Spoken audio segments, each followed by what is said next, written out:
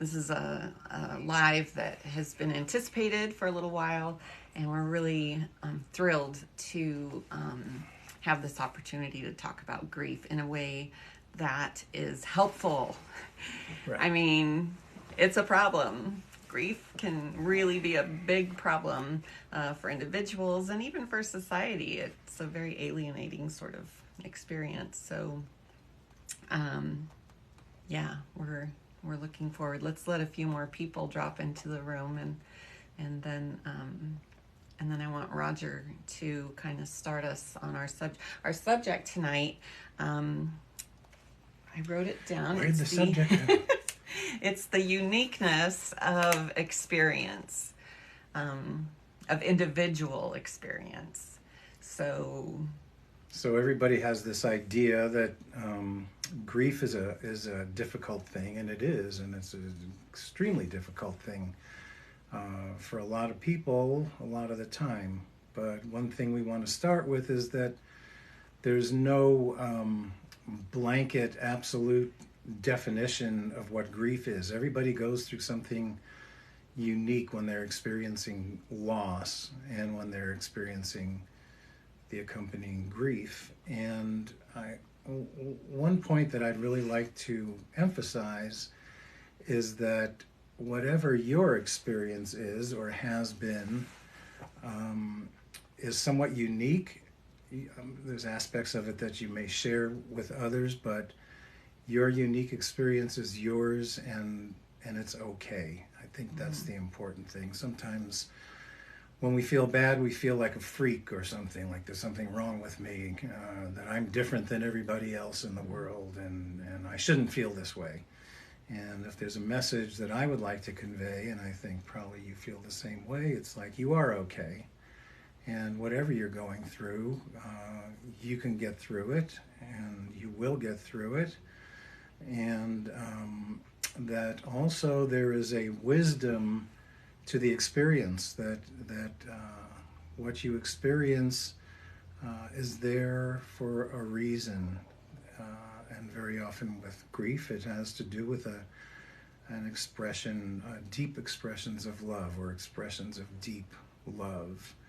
And I wanted to ask that when we talk about the uniqueness of experience, I think one of the things that drives that sense of it being a solitary experience is the relationship that you have with that particular loved one.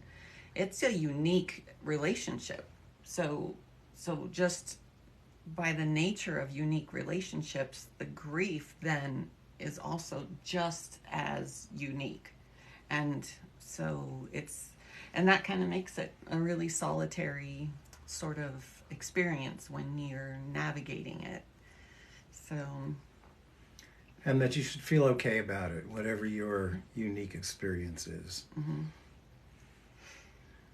So I remember in the early days of grieving, I had this incredible craving. Do you want to tell a little of your story about that?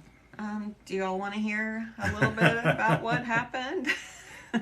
We'll see what people are saying here. If anybody wants to hear what happened. Well, just briefly.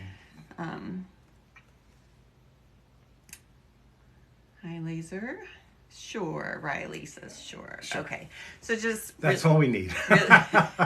Sure. Riley voted. Now we get to tell the story. So I'll just be brief, though. So I had a 17-year-old son, a beautiful boy, just really vibrant and healthy and active, musician, football player, basketball player, and went out one summer morning hiking and fishing, and unfortunately fell off of a cliff and hit his head so hard that he passed away very, very soon after hitting the ground. So he was with a friend. So yeah, it was sudden and really shocking and not a lot of fun. As a mother, it was at the time, it was by far one of the worst experiences of my life. So, but I there was something inside of me that drove me to find a solution to this problem. I just thought this feeling cannot persist indefinitely. Like, there's no way I can survive this if this feeling doesn't shift in some way. And so it was a long road of finding a better feeling. And you've been on that journey for what, how many years? It's about 11 and a half years. It'll be 12 years in July. So I wonder if you want to tell the story of the man in the boat briefly. Oh, well, this relates to this search for finding a better feeling. So it was maybe 2 or 3 weeks out after the accident, and it had happened along a riverbank that was not really accessible because there was a cliff there. And I wanted to go see the location of where the accident took place, but I was not about to go rock climbing. So a friend of mine had a friend with a boat who agreed to take me down the river to go look at the location. I don't know why I wanted to go. I just wanted to go. Grieving people do weird things. So this man, it turns out, I found out that he had lost a child 20 years earlier. I believe it was to a drowning. And I was so looking forward to talking to this other parent who had been through this, experience of child loss. And so I was like, this is my golden opportunity. He's going to have so much wisdom for me. I'm going to learn how to get through this. And I was really looking forward to talking to him. And so when we got down to the boat ramp and met him, I remember asking him the question, tell me, when is this feeling that I'm feeling right now going to let up? Like, what's the schedule? How does this work? And I was really anxious to find out, when it's going to feel better. And he said, I'll let you know when it happens. When it gets better. When it gets better. Yes. In other words, it'll never get better. And I thought, 20 years. I was devastated. I was like, wait a minute. He's telling me that in 20 years, he still has the same feeling that I'm having now at 2 or 3 weeks out. And I just couldn't, in my mind, that was just so shocking and devastating. And here's the problem. I believed him. I believed him that this feeling in the initial weeks, months, years was going to just last. But at some point, you didn't believe that anymore because you continued to go on a search for how to feel better. Right. It took some time. And I think that's part of your message and my message is not to give up hope of feeling better, and that you can, and in fact really can, feel much better over time, or by applying yourself in different ways. So Riley's asking, did it last? And this is why we're here, Riley, because it didn't last. I am actually today a happier person than I have ever been, even before my son died. I was kind of a depressed person, I worked in mental health, and so, it was just kind of a low grade depression, and took my little Prozac off and on throughout the years, but I was high functioning. It was not a big deal. But I always had that underlying depression, and it's gone. And I healed not only my grief, but I healed the underlying depression and the underlying anxiety. And of course, after the accident, I had some PTSD symptoms that were pretty persistent for a long time. And those are gone. So no, it didn't last. And that's why we're here tonight. Because a new conversation needs to begin in our world. Let's see. Over the past year, her whole life has been shattered. Nature's Whisper, yes. In the early months, years, it it is a shattered sensation, absolutely. And there is no rush to get to where I am today. There there's a richness to the experience of feeling grief. And so we don't want to deny anybody that rich experience, painfully rich experience, you know. Yeah, she's really struggling.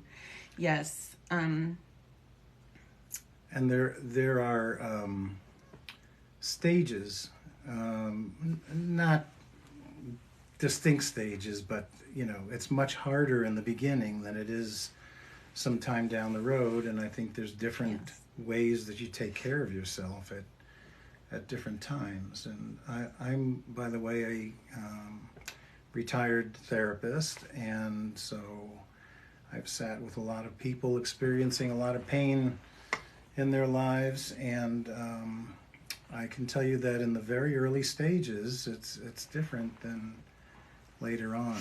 The beginning is, I would say, totally bewildering for most people. Yeah.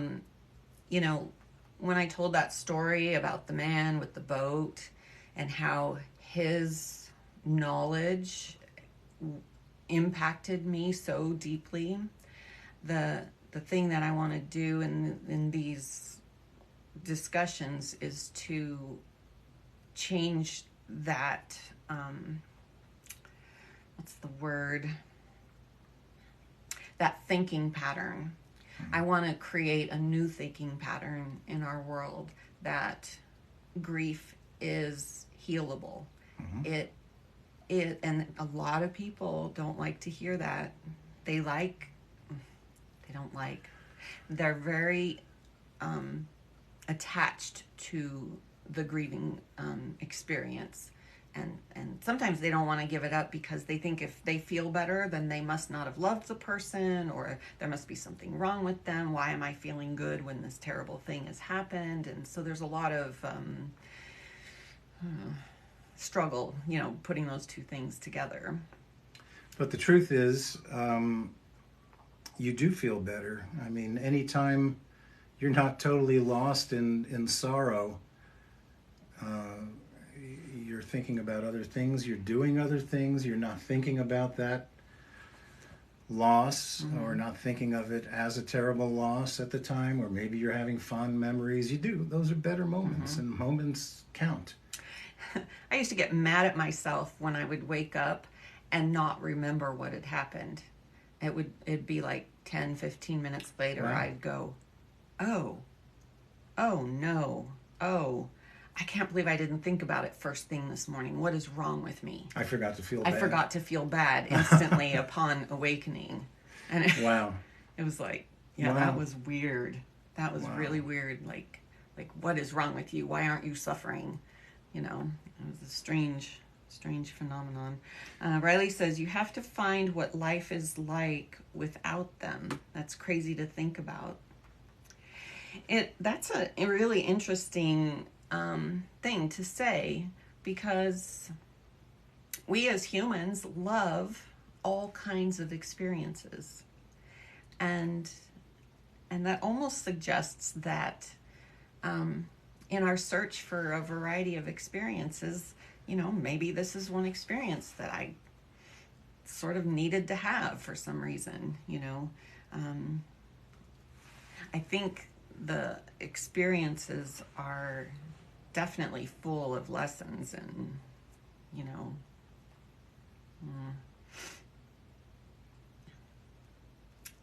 there's definitely growth when we go through a hard time. It's kind of inevitable that you will grow through it. So let's see. Attached is a good word. Oh, attached, yes. We do get attached to sensations. To feeling bad. And we get attached to sensations. In fact, I can kind of tell you what I learned. I did a lot of reading through my journey of healing, And one of the things that I learned about becoming attached to a negative emotion, like grief or depression or anxiety or really anything, is um, the the well, the human body is a thing that wants to maintain a state of homeostasis.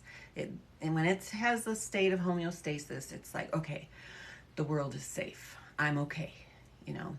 And sometimes when a shocking thing happens, like a sudden death, or even a prolonged suffering and then death, it's still kind of shocking.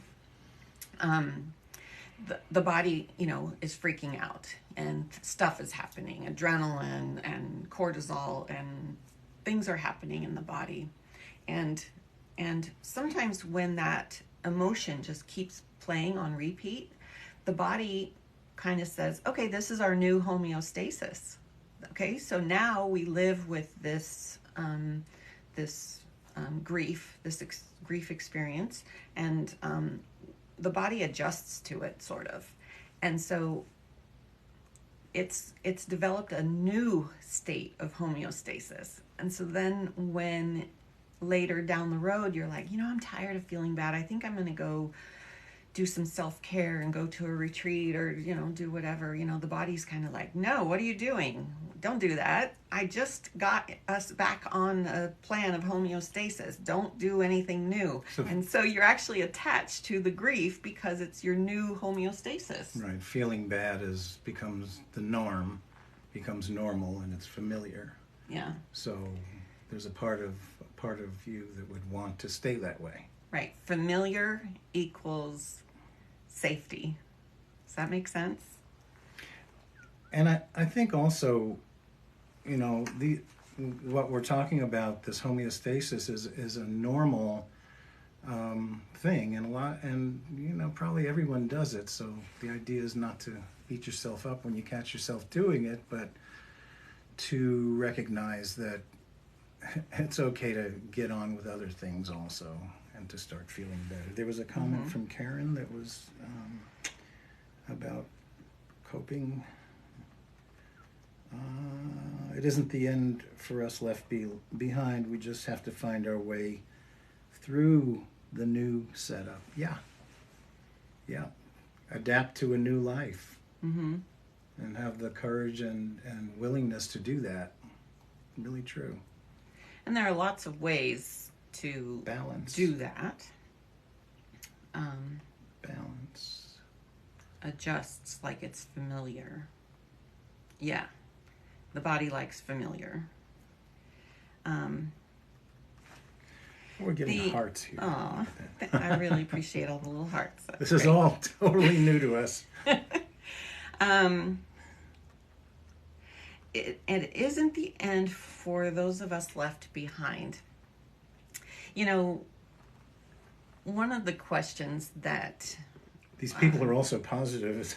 I know. Yeah, it's good. In the early days, I would question the nature of reality. Like, what does it mean to die? Where did he go? How do I know? You know, it was like, you know, if I... It is a natural question, you know, isn't it's it? like... It's like, where did they go? Like, you know, but Karen used the word for us left behind. And in my more recent experiences, I'm discovering that I wasn't left behind. That in strange little ways, things have started to happen that make me feel like my son is here sometimes. Like, I don't see him, I don't hear him, I'm not, you know, having, you know, schizophrenia symptoms or anything like that, but these strong feelings just come over me, like, and sometimes even words when I have a thought, like, you know, I wonder what my son would think of this right now, and like a thought comes into my mind, of him laughing, going, "What do you think I think of it? It's fantastic," or whatever. Like I almost can feel him talk, and so I'm like, maybe we are not left behind. Maybe just there's a new way to experience our loved ones, and even if it's a memory or made up, it feels nice, and I'm not going to reject it. So you, one thing that you're saying is you've come to value those subtle things that maybe could be easily dismissed as craziness or kookiness, or it's just your thoughts and quit deluding yourself. I mean, there's a whole Right. cynical view that could ride on top of that to Oh, destroy totally. destroy My the own value in that. cynicism Oh, your own cynicism, is right? all But over that stuff. I'm but like, is this what? you have this other part that is very open to that. That you're very sensitive and very beautiful, and you accept. Uh, you accept those messages that you're getting as meaningful and Right. important. This kind of brings us back to,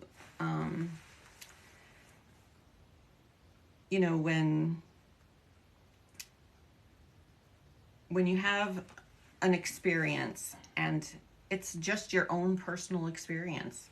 I can't prove anything to anybody. I can feel the deepest grief, and I cannot show somebody else what that feels like. It is my own experience. I can't, like, people will often say, gosh, I just can't even imagine, what you're going through or what you've been through. And I'm like, yeah, it's solitary. And so I can't hand somebody all the information about grief in an envelope. It's a very rich personal experience, and I think that opening up conversations about grief, and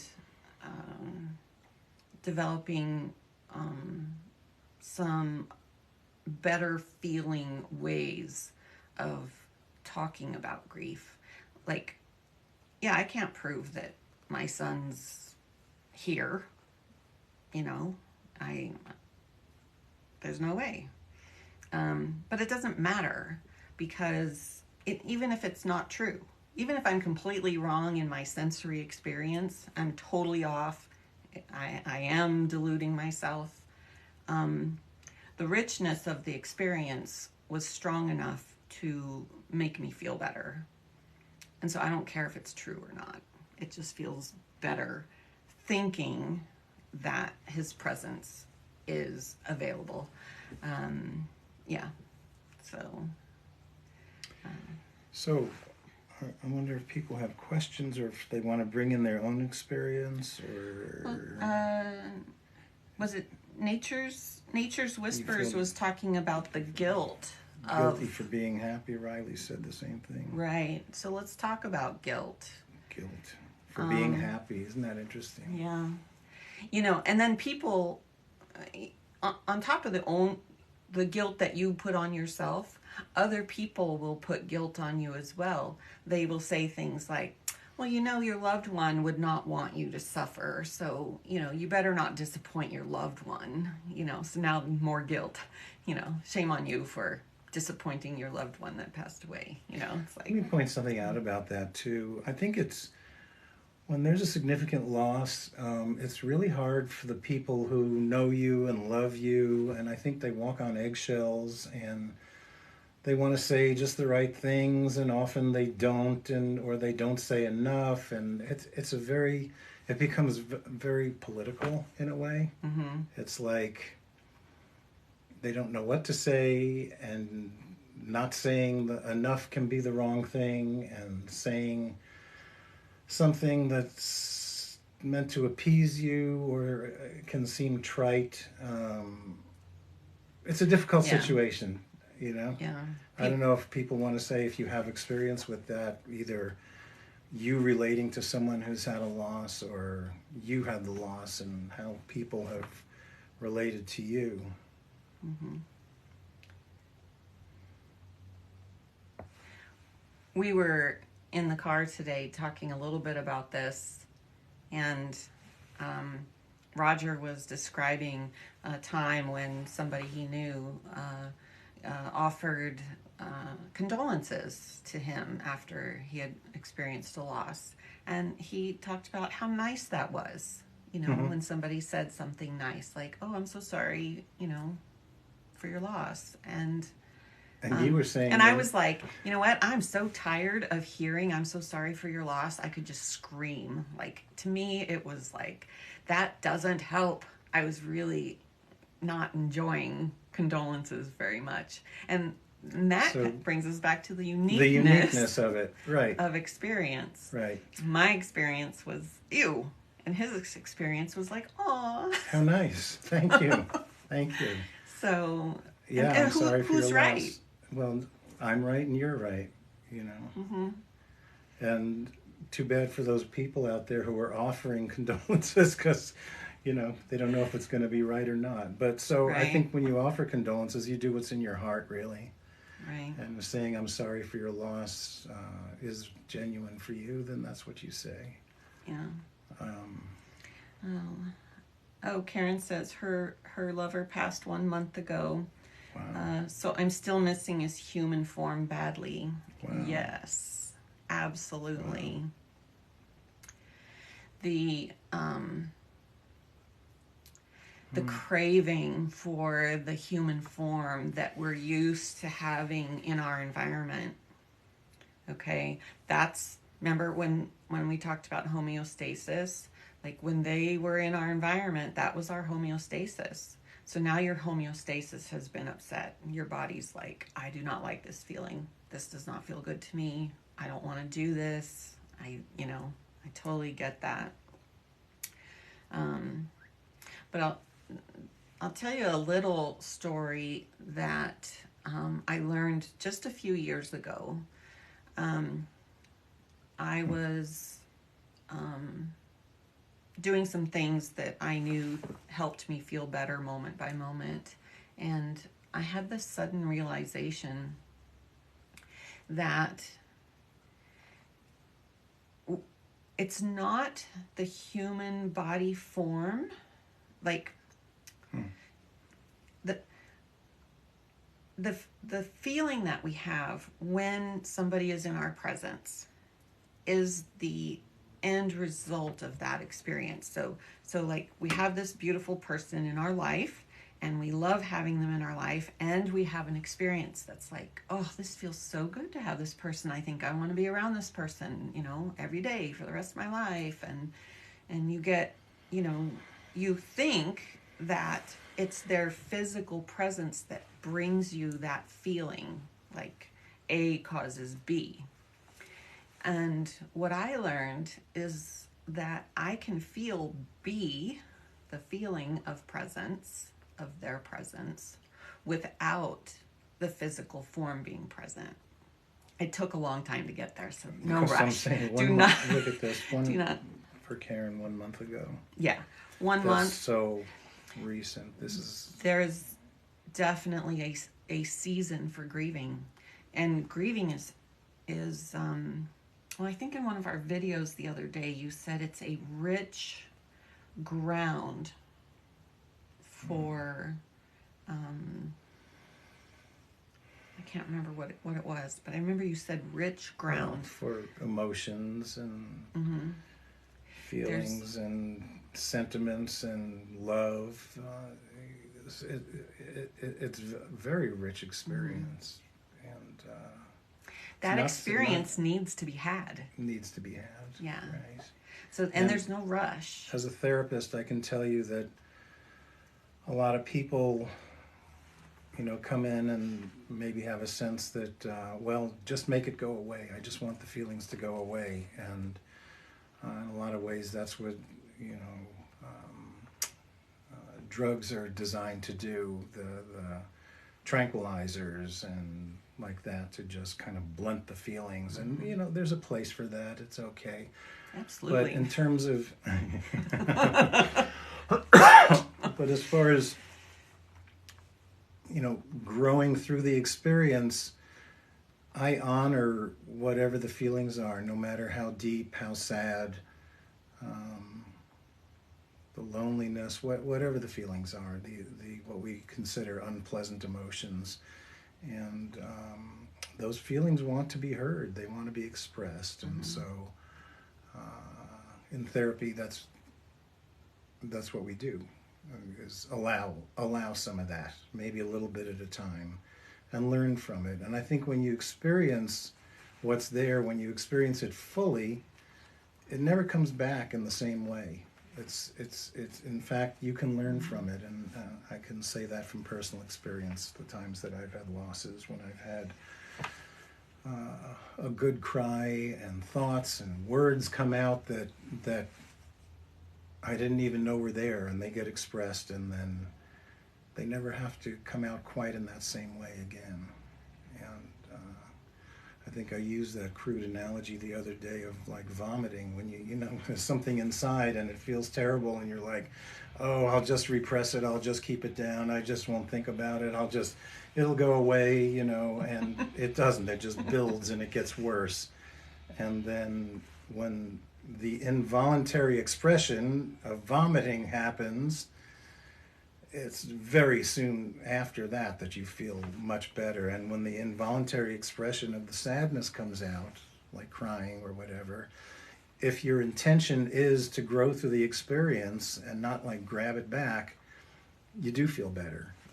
Right. It's not like an instant cure for the whole thing, but that piece of it goes away, I think, forever.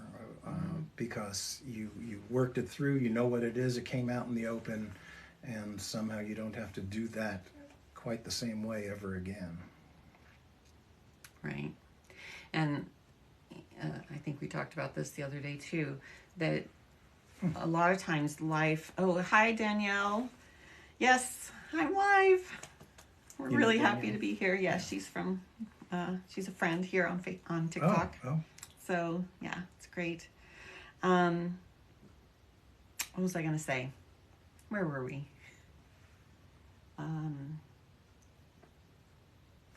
I was going to say, life will come to us and demand things like, well, you've had 2 weeks off work. It's time for you to go back to work. And you're like, no, I'm not done expressing all my grief yet, but I guess I will just shut it off as best I can and go to work. And so, a lot of times our grief experience gets, stifled just by life. I was talking to a mom the other day who has a teenage daughter, and I think that the mom just was trying to maintain a positive vibe in the house for the daughter, that mom didn't process her own grief, and so she's still working on that. But she's stifling it so that her daughter feels like she's okay, it's in a safe environment, mom's okay, I'm okay. If mom's okay, then I can be okay. And so mom's putting on this performance that she's okay when she's really has not processed her grief. So there are lots of reasons why grief won't get processed. It's just the way life kind of demands that we shut it off sometimes. And you have to. You got to go to work, you got to take care of the family, you got to do the things. And Karen is saying here she's gone from crying hours per day to just maybe a couple of times per week, and it's easing up. Yeah. It gets easier. It gets, it's not easy, but we don't want to confuse the very earliest stage with the later stages. That's right. A natural progression that she's talking about. It's actually the body saying it's trying to find its new homeostasis. It's like, oh, let's try not crying for a little while and see how that feels, But then, like, the old feeling of the heavier grief might bubble up again. Has anybody heard the term grief comes in waves? Was that your experience? Mine and many others that I've spoken to throughout the years, we all agreed that grief is like a wave. And if you've ever played in the ocean or where there's really big waves or something, it's like you're playing and it's all good and you're having a good time, and then all of a sudden this huge wave comes and it just knocks you over and you're tumbling in the surf, and you come out and you're all skinned on your arms and your knees, and maybe a bump on the head, like it really tumbles you and then spits you out, and you're like, whoa, what just happened? What was that? And so it's like grief comes in waves, unexpected, like a sneaker wave, and then it grabs you, does its thing, and then spits you out. Wow. But it always does spit you out. That's the good news, is that you are not going to stay in it. It can't sustain that level of energy. It has to return to homeostasis as well. Hi, Jennifer. Thank you for joining us. How's the sound, everybody? I'm just curious if you can hear us good. Since this is our first live, we want to work out any little quirks. Let's see if we've missed anything good here. I'm going to go back to Nature's Whispers. And she used the word moving on. Feeling guilty for moving on. Feeling guilty for moving on. Wow. And I once, I don't know, it was probably 2 or 3 years. No, I think it was around 2 years into my grief experience. I was still in a pretty dark place. And I remember one of my sisters talking to me, and she said something like, it's been 2 years. Don't you think it's time to move on? And oh my gosh, I got so mad at her for saying that. What do you mean it's time to move on? There is no moving on. I was very adamant that this experience I was having was unchangeable. And she said the wrong thing. She said the wrong thing because she invalidated my experience. My experience at the time was that it is unchangeable. And how dare you propose something so ridiculous to this unchangeable situation. And I did not speak to her for a couple of years. That's how mad I was. We've since made up and it's all good. But yeah, and so looking back on that, did she really say the wrong thing from your perspective now? I mean, I know then you were clear that don't you talk to me that way. Yeah. Don't you tell me how to feel or when enough time has passed or anything like that. But yeah, she was right. She was right. And I was wrong. Wow. She was right and I was wrong. So she said, it's been 2 years, don't you think you could be doing a little better or something like that? Yeah. Don't you think it's time to move on? Don't you think it's time to move on? And here's the thing. I don't know that it was the right time to move on at 2 years. I moved on around the 8-year mark. Okay. This person says that, Karen, that would send me through the roof, I think she was saying. Yeah. It did for me. Like I said, I didn't talk to her for a couple of years. I was like, what is wrong with you? How could you, I just couldn't believe she said that to me. Copa Chip. But in the end, the number 1 member on the team. Oh, hi, Copa Chip. I'm learning what all this means. That means we got a gift from Copa Chip. Thank you. That's really nice. And Copa Chip liked our live, so that's excellent nice. too. Yeah, so. But that would send you through the roof, and it did. It did. It made me Gotta mad. be careful what you say to grieving people. Yes. But, Yeah. what are you going to do? These things happen because she was being sincere, and I think she was trying to offer.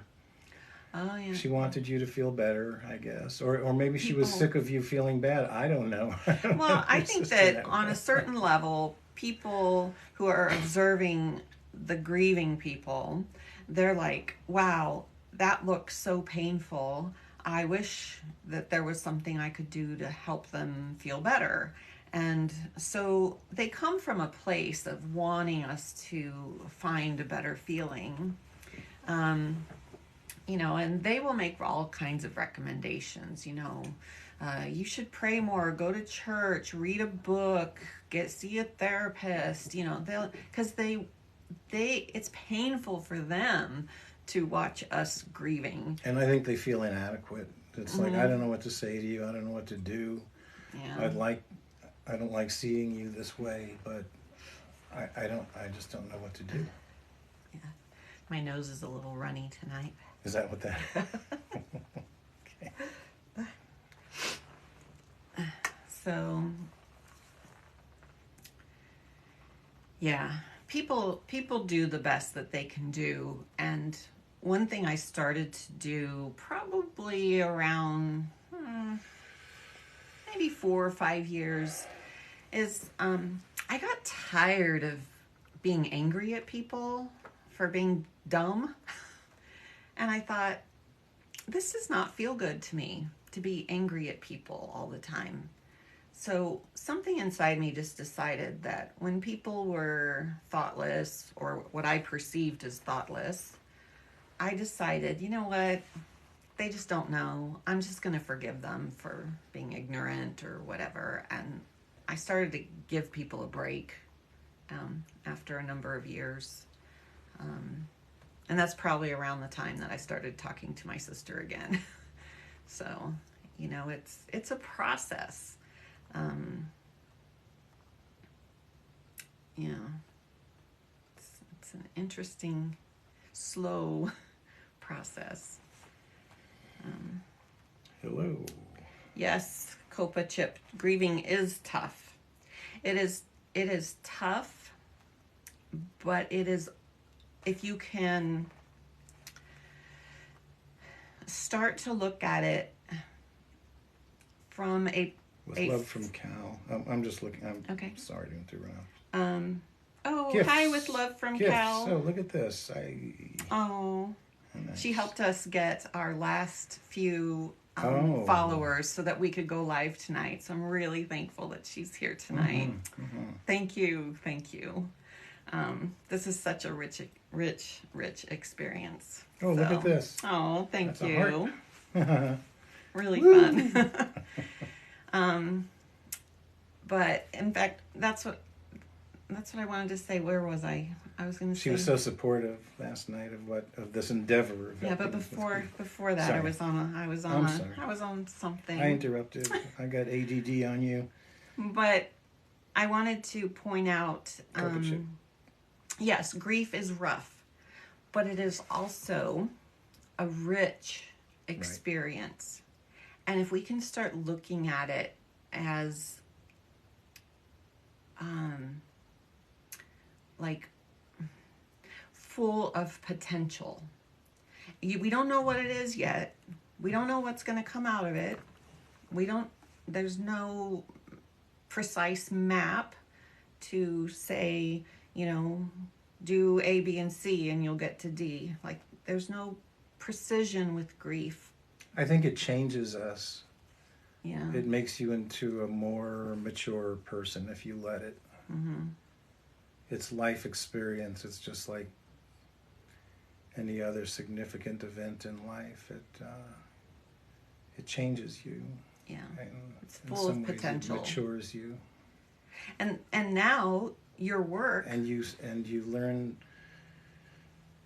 to empathize with all the suffering that other people do, all the suffering in the world. And we all go through this. Everybody loses, not just through death. I mean, there's little bits of grief in life.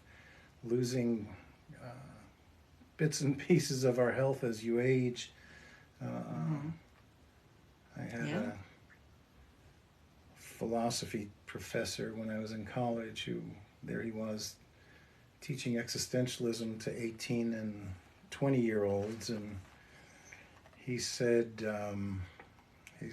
when you lose your first adult tooth, you'll understand more about the meaning of loss and grief. And it's really funny, when I lost my first adult tooth, I was in my 40s, and I thought right back on that, and I'm going, yeah, this is messed up, you know. This is, it's a unique experience, but it's a loss, because, you know, when you lose baby teeth, they come back. When you lose adult teeth, they don't. Right. You know. Right. Yeah.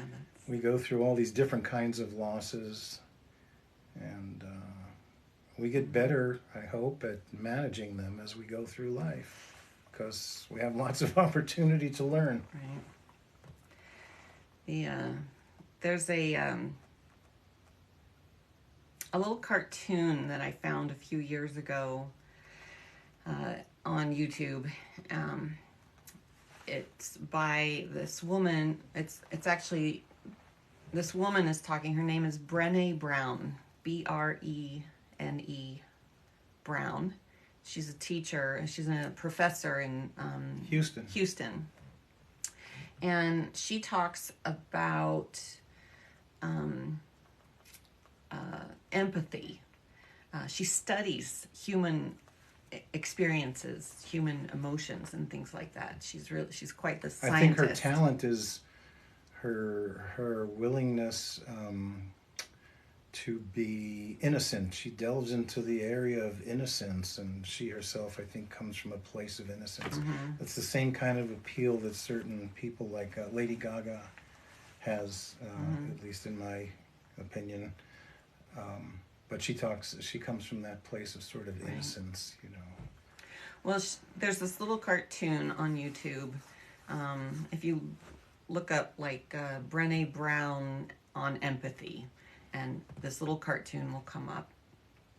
And she talks about how when somebody is in a down in the dumps sort of experience, there are a lot of people that will come by and from a distance go, "How you doing over there?" And it's not so comforting. But she talks about how real empathy is when another person is willing to go down in the dumps with you and just experience the dumps. To hang out with you. Not to change your experience, not to make it better, not to fix it, not to distract you, you know, like, oh, let's go out and, you know, let's just find a distraction, you know. It's like taking time. Go to a movie when you can't think of anything else, when you can't pay attention to the movie. Right. Because you're so distracted by grief. Yeah. So and it's a rare thing in today's world to find somebody who is willing to get down in the dumps with you. I want to just it feels dangerous to them, actually. So grief can be really solitary. But what you're saying is reminding me of a time in my life when my mother died. I was in my 20s, and I had this interesting experience. When I went back to work, I noticed that a lot of the people that I would normally relate to kind of were like not around. They were like maybe avoiding me or something. Not all, but some.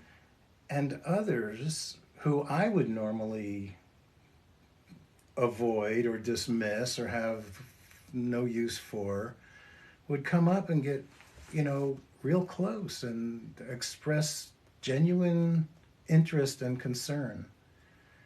And man, you know, it just turns your world around. It's like it's like, what was I thinking about these people?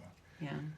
You know, and I've had that experience more than once. I had a friend who was, I would say, a best friend and a great friend, and but a fair weather friend who, when I would experience a loss, could not be around it. You know, he just couldn't and wouldn't. And so I came to say, well, he's a great friend and someone I can really have fun with, but not somebody I can share my grief with.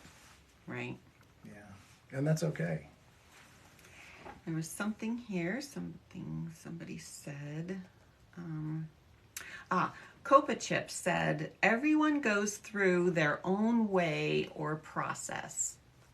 And I wanted to talk about this because that is absolutely true. That's what we started our conversation out with tonight, is the uniqueness of the grief experience. Everybody's experience is inherently unique. And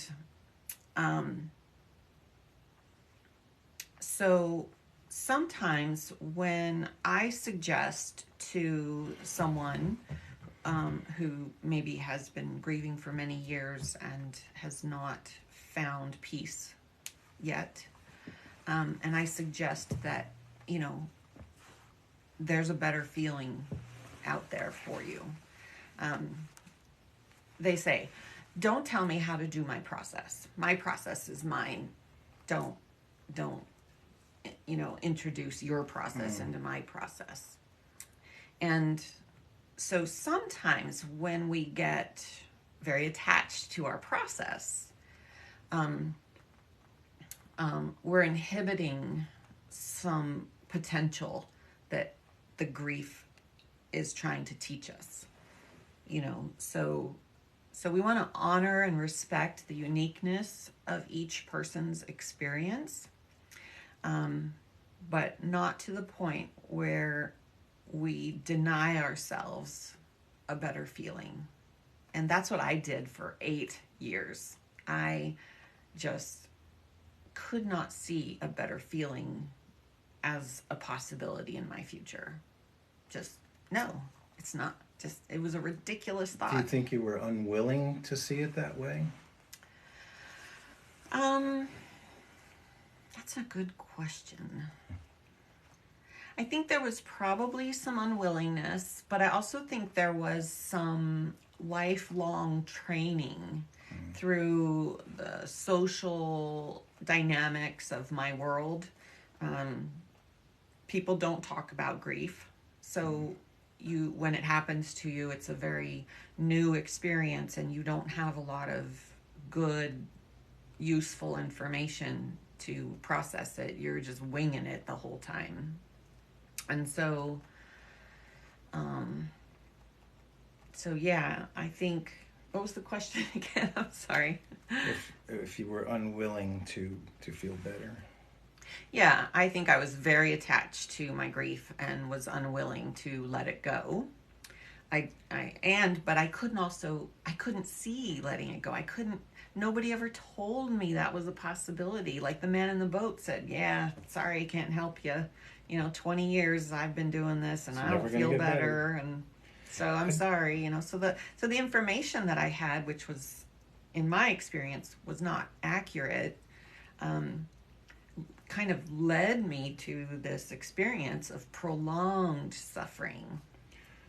I also want to acknowledge these people who are sending things here with love from Cal.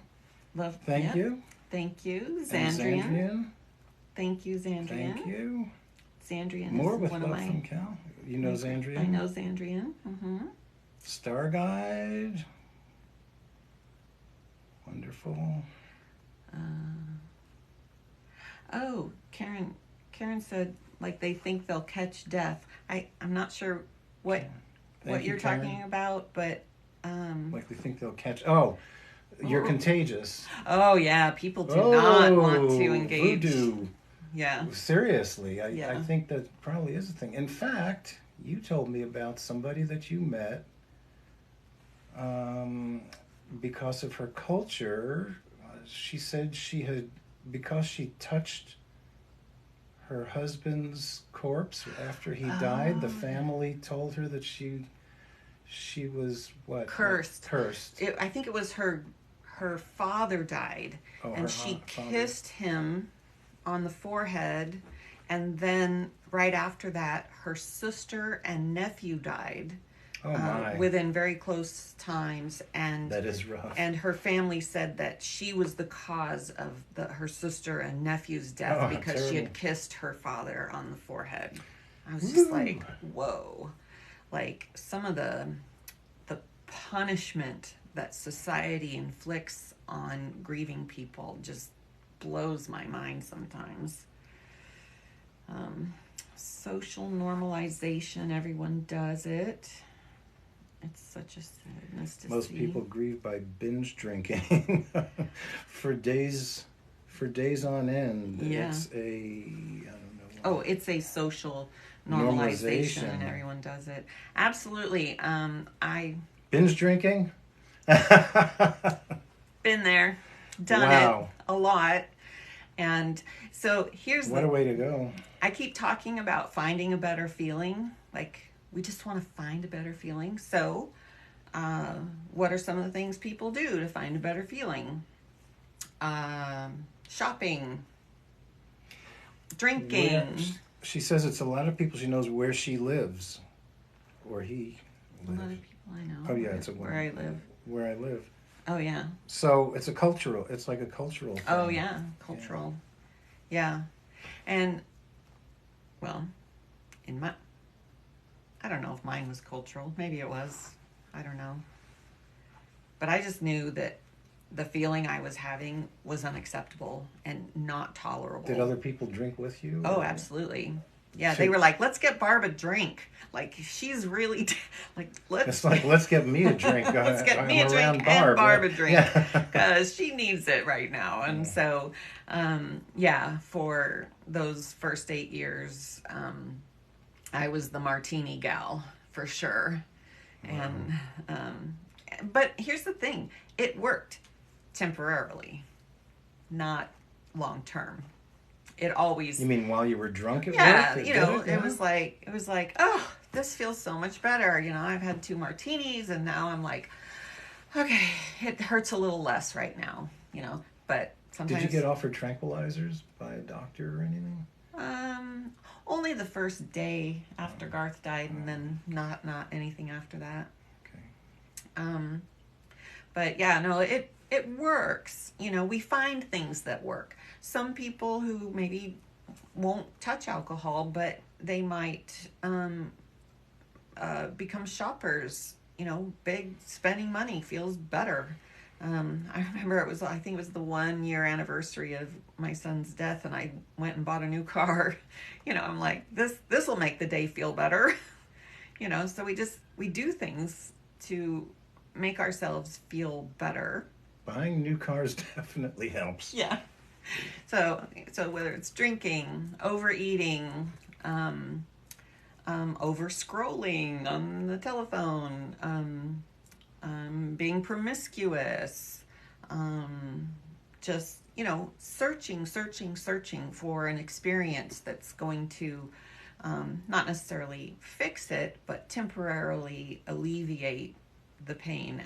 And those things work. I mean, on the short term. So,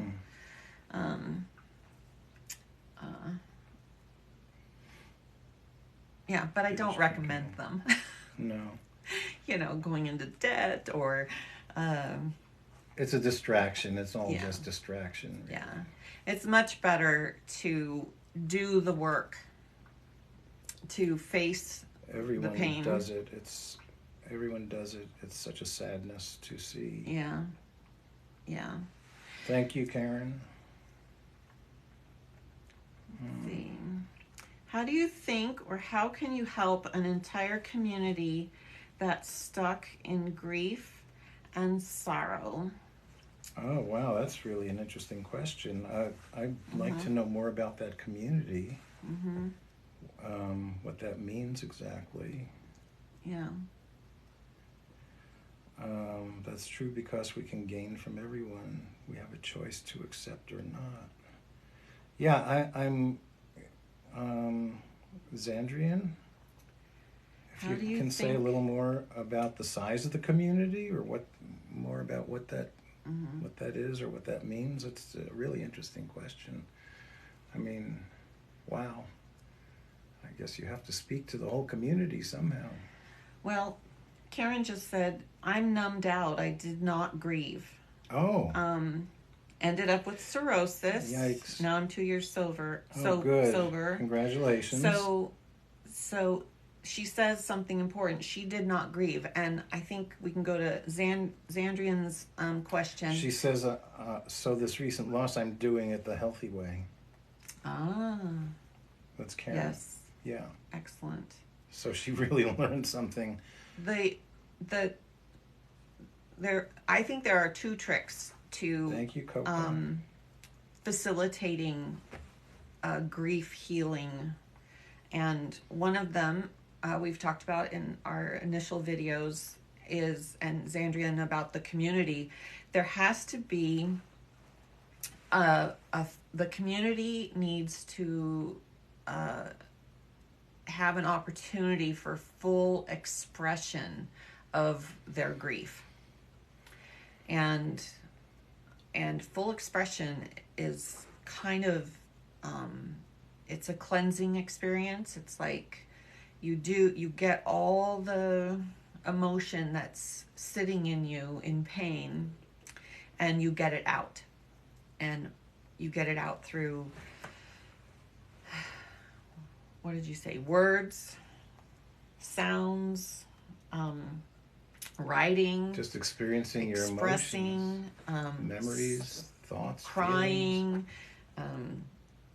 whatever the body needs, whatever the expression is, it just wants it to has to come out. There has to be opportunities for expression.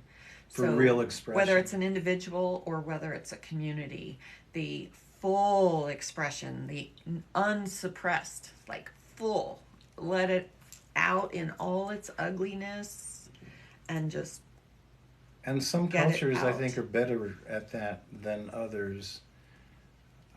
I can't name the community, but I've seen, bits of some communities in Africa where there's a death and they just wail,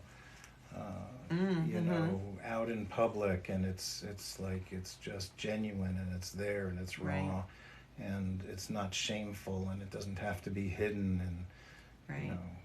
it's a very cultural thing how we deal with these things. We're Yes. maybe a little too stoic and dignified in our world for our own good. Death in general is a hidden phenomenon in the United States. It's like somebody dies and whoosh, a van shows up and they disappear, and then they come out and they're in a box, or they're in an urn, and like it's very like it's all hidden. It's all covered up. This is a fact that's kind of a unpleasant thing to say, but historically, the funeral industry, it didn't always exist, but the funeral industry, I have read, came into existence at the same time as the flush toilet in our houses. So it's a Oh my crude goodness. analogy, but it's true that it's like, just get it away from me. I don't want to deal with it. I don't want to see it. Right. And, you take care of it. Whereas in days prior to that, I think it was around the time of the Civil War that they started embalming bodies, and they had the professionals do the handling, whereas there was a time before that when a household member died, the body would be laid out in the parlor or Right. wherever in the house, and neighbors and loved ones and friends would come by and visit, and that seems like a very dignified way of sharing the experience and comforting people. And we just we leave it to the professionals now and keep it as sanitized as possible. And this same sort of energy of hiding death bleeds into the hiding grief. Like, that's why our friends are like, oh, don't do that in public, or oh, let's go distract you from your grief. There's this sort of Right. energy about suppressing the grief experience instead of like letting it out. I was fortunate. My best friend and I worked in mental health together, so she was a really great person to have around. She allowed a lot of my expression. So, but she also took me to the bar a lot. So Who was that? that was Donna. Oh, okay. Yeah. Wow. Blue Door says talking, sharing is healing Yep. for sure. Yep. Um, And talking and sharing at whatever level seems appropriate for the person that you're with, whatever they can handle. And, you know, it doesn't all have to be crying and wailing, but it certainly can be with the right people in the right setting. But sometimes, just like I said, you know, some guy who I didn't expect it from said, when my brother died, sorry for your loss. It was the first time I had heard it. I was like, wow, thank you. yeah, You know, it meant something to me. right. Huh. Blue Door says grief should be more accepted out loud. Absolutely. Yeah.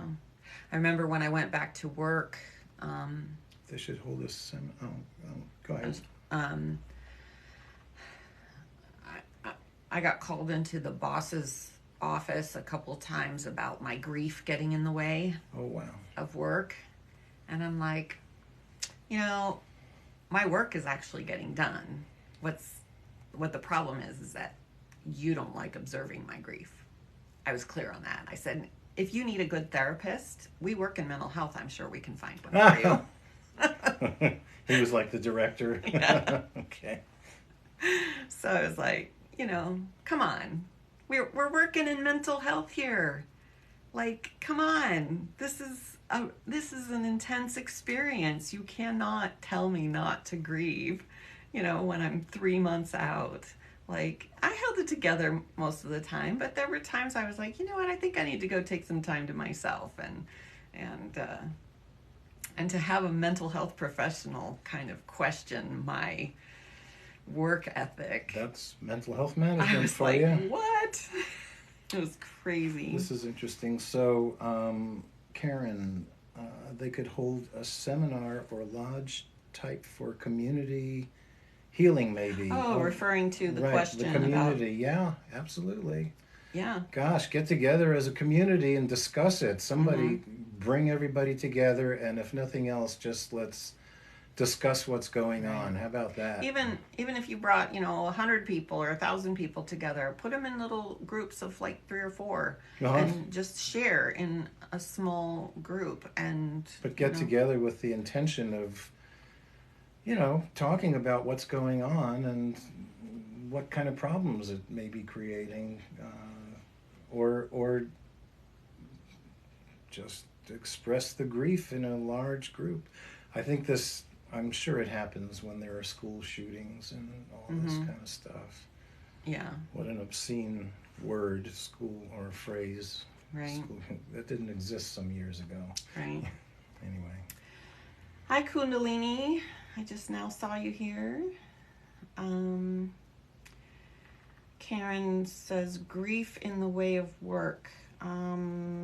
Getting in the way of work. Oh, getting in the way of work? I guess. Is that what you're saying? Can you clarify what you're saying?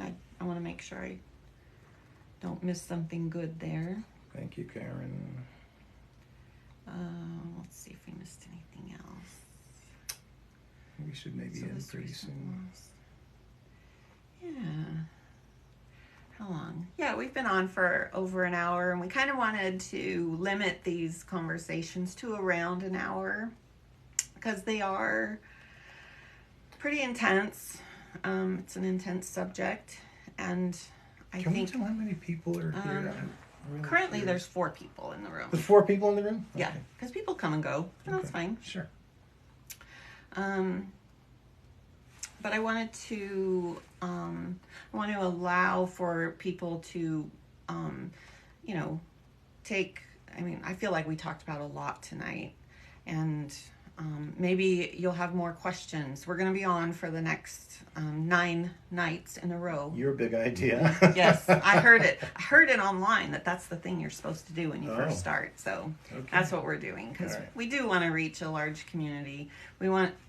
Our work here is, for me, has to do with not just healing individuals, helping individuals heal, but when the more people that heal, the more our world heals. So it's kind of kind of grandiose in my ideas about this, but I really think that grief is a subject that if we can really educate the world about it and teach people the truth that it is not forever, that it is not permanent, that it's a constantly changing, ebbing and flowing thing.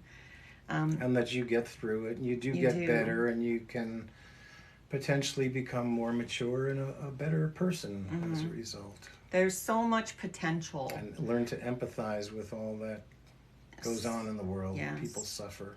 So much potential in a grief experience. It is fertile ground, for sure. Thank you for the hearts. What is this? I'm not sure. Oh, that's something else. Oh. Blue Door says, it took me 15 years to make it a power. Wow. That's what I'm saying. There's no timeline here. Wow. But if you knew in year 1 that healing was possible, maybe it wouldn't take 15 years. Or in my case, it took 8 years to figure it out. It's like if we had better, higher quality information earlier years, on. It took 15 years. So it took 15 years, but it became a power. Wow. Yeah. Yeah. Mine's a power too. I love it. And I don't consider that time lost. It's all growth time. Mm-hmm. It's all meaningful. Right. Some people say time isn't real anyway, so. Okay. We'll see about that, huh? Hi, Susie's. Thank you for the gifts. That's wonderful. Little bracelets. Oh, wow. Look at that. Let's see. I also want to make sure at the end of each one of these lives that everyone who's in the room feels heard, feels safe to get offline, that nobody's super upset. If somebody's super upset, and needs a little time to process something, you can send me a message. But I just want to make sure everybody's safe and feels heard and feels like, okay, this was good. Oh, and one last thing before we get offline too. I started to say earlier that there were 2 things about the grief experience that are helpful things that I learned through my experience. And one was full expression. We talked a lot about that tonight. But the second thing was after you have full expression, you want to bring your body back to homeostasis. Remember, we talked about that too. You want to bring it back to some sense of calm. And I'm going to talk about this more another time because there's just not enough time. But breathing is one of the best, easiest, cheapest ways to bring the body back to a state of calm. So if everybody here just took a nice big deep breath and very slowly let it out. Let's just do it together. It'll just feel good.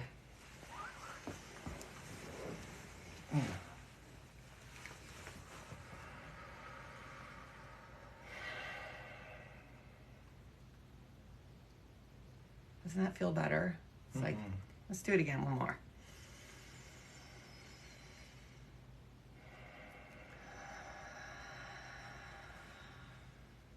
It's kind of sobering.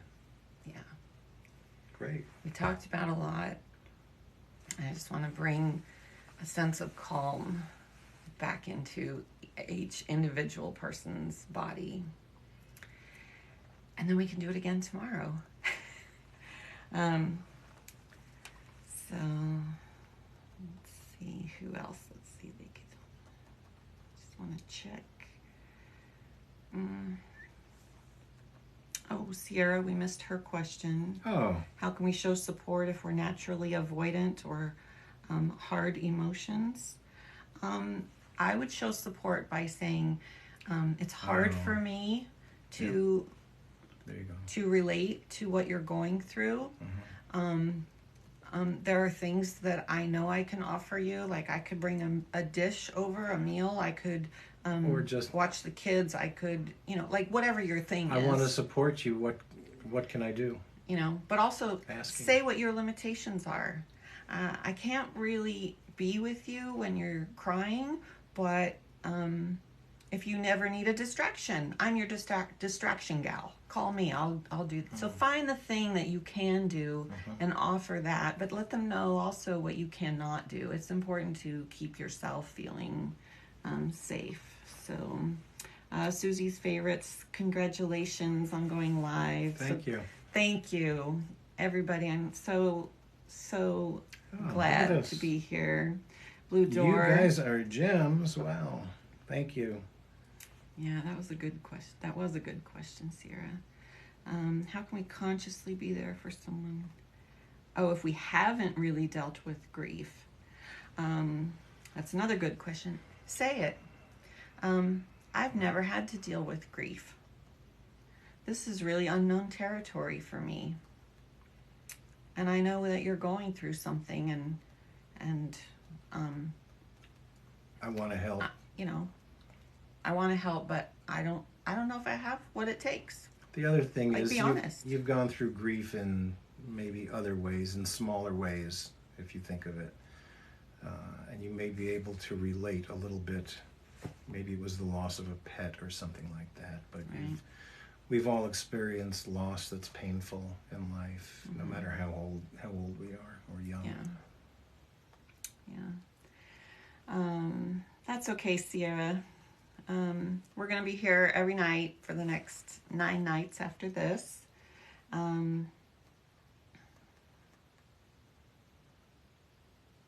Yes, Blue Door. Communication.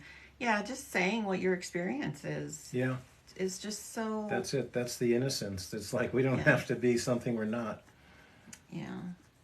Yeah, Just, definitely. bring yourself as you are and offer that. Yeah. Okay. I think we should end. I'm so thankful you all were here. Me too. It was such a privilege and such a joy to engage like this. It Great it group. feels right. So thank you. Thank you. And hopefully we'll see you all tomorrow night or any other night in the next 9 nights. So we're gonna do this for 9 nights more, and then we're going to kind of we're assessing how this feels, what it looks like, how it's going, and then maybe we'll get like a little schedule. Also, if there are days and times that you want to vote for, like, oh, I wish you'd do it, earlier in the morning, or maybe we'll do like a morning one and an evening one, or, so send us a message and let us know if you'd like to continue these Not conversations. promising, just not interested. promising, but just we're kind of taking a poll for, the people that are interested in returning, what days and times, like definitely don't work, or maybe do work, or I don't know how to do it, but just communicate what your thoughts and needs might be, and we'll see what we put together after this 10-day run. So thanks again, everybody. So appreciative, and we'll see you again soon. Thank you. Good night. Bye. Let's see.